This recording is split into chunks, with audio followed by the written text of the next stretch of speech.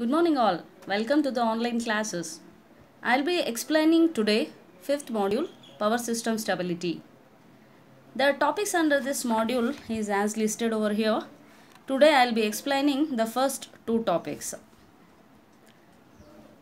First we must understand what is power system stability. It can be defined as it is the ability of an electric power system to return to normal or stable operation after being subjected to some or the other kind of disturbance. Conversely, instability denotes a condition of loss of synchronization in the system. This will result in wide fluctuation of currents and voltages within the power system network, which is obviously undesirable. Hence, stability considerations form an important aspect in the study of power system.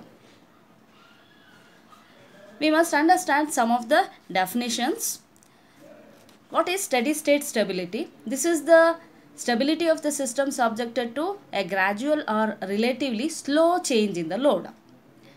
Whereas transient stability refers to stability of the system subjected to a sudden or large disturbance.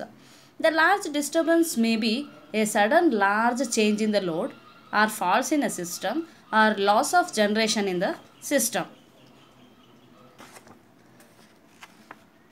Dynamic stability. So as we know that in order to maintain the frequency as well as the voltage, we use the voltage regulators as well as the governors to maintain the voltage as well as the frequency. The dynamic stability refers to the artificial stability given to a system by the action of automatic control devices like fast acting voltage regulators and governors. Next, steady state stability limit. So this refers to the maximum flow of power possible through a particular point in the system without loss of stability when the power is increased gradually. Okay. So what maximum power which is possible power which can pass through a point in the system without the loss of stability. So and the power which is increased gradually, then it is called as the steady state stability limit. The transient stability limit, so it is same as before except that the when a sudden disturbance occurs. Okay, it is the limit maximum power flow of power possible through a particular point in the system without the loss of stability when a sudden disturbance occurs. And in this chapter we come across many times the word that is infinite bus. What is an infinite bus? A system having a constant voltage and a constant frequency regardless of the load on it. That is called as an infinite bus bar system or an infinite bus. So actually the infinite bus is not there practically. Theoretical calculations for the analysis we use this word infinite bus. There are two types of stability we study, steady state stability and the transient stability. So let us now discuss what is transient stability. So we discuss the definition, that is transient stability refers to the maximum power flow possible through a point without losing stability with sudden and large changes in the power system. That is the definition. Then whenever there is a sudden disturbance, the rotor speeds and the rotor angular differences, so which will undergo the fast changes. Okay, the magnitudes of which dependent on the severity of the disturbance. So for a large disturbance, changes in angular differences delta, which may be so large that the machines may fall out of step. That is, suppose the disturbance is small, the delta, so which is delta will be varying, that is the angular difference will be varying such that the machine may accelerate or sometimes it may decelerate. But for a large disturbance, if at all the angular difference delta is so large, then the machines may fall out of step. Thus, the transient stability of the system predominantly depends upon the dynamics of the synchronous machine. Since the synchronous machine is a rotating body, the laws of mechanics applying to rotating bodies which also applied here. We will be studying the dynamics of synchronous machine. The kinetic energy of the rotor is given by kinetic energy is half I omega square, where I is the moment of inertia in kg meter square, omega is the angular speed in radian per second. And we also know that the angular momentum m is given by I into omega. Therefore, replacing I omega by m in the this equation, we will be getting kinetic energy. In this equation, I omega is replaced by m. Therefore, kinetic energy is equal to half m into omega joules. Let us consider G as the rating of the machine in MVA, and then GH is equal to stored energy in megajoules, where H determines the inertia constant.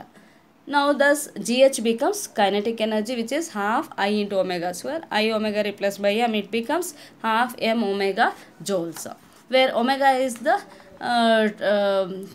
it is equal to 2 pi f electrical radian per second, or it can also be in degrees. If we represent, m is equal to GH divided by 180 f, that is in megajoules seconds per electrical degrees.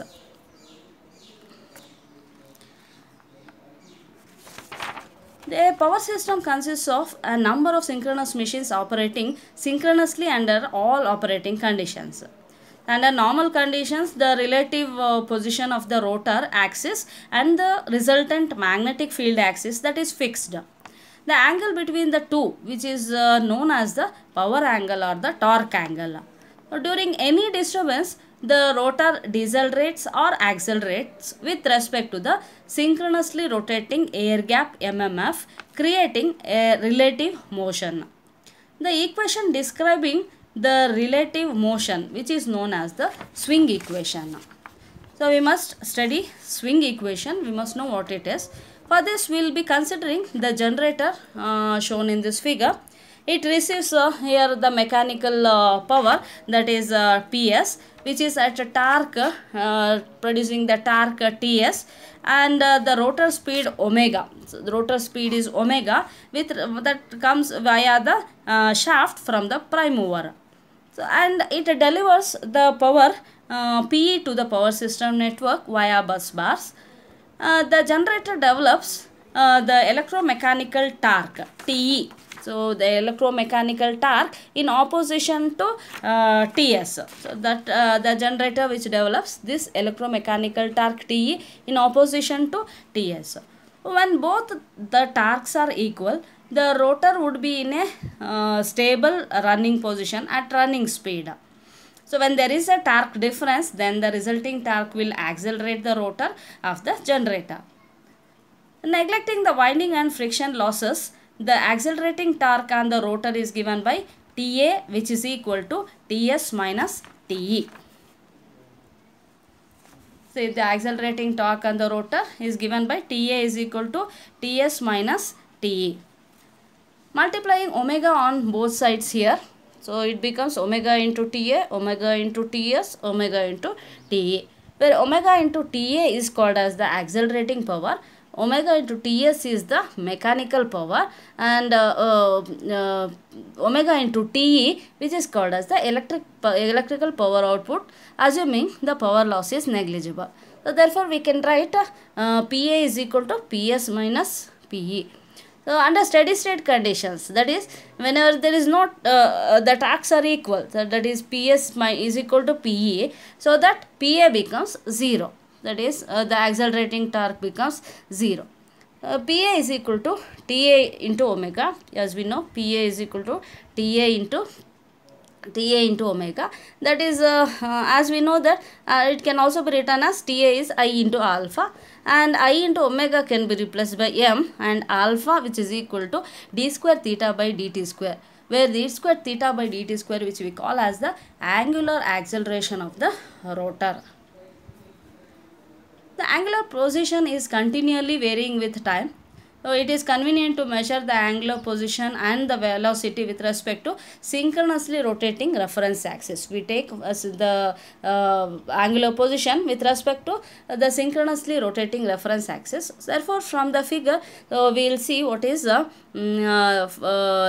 delta, which is equal to theta minus omega naught t. The delta which is equal to theta minus omega t. So where omega naught is the angular velocity of the reference axis, delta is the rotor angular displacement with respect to the stator field. Taking the time derivatives of the this expression, taking the time derivatives of this, we will be getting d delta by dt is equal to d theta by dt minus omega naught. So again taking d square theta delta by dt square is equal to d square theta by dt square. That means so we can replace d square theta by dt square by d square delta by dt square. So therefore the swing equation becomes m is equal to d square delta by dt square, which is equal to pa, which is equal to ps minus pe. So this is called as the swing equation of the synchronous machine.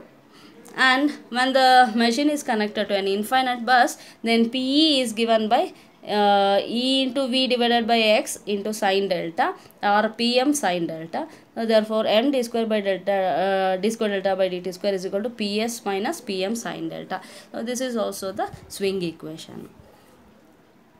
So far this is the end of this session. So we'll be continuing in the next class. Thank you.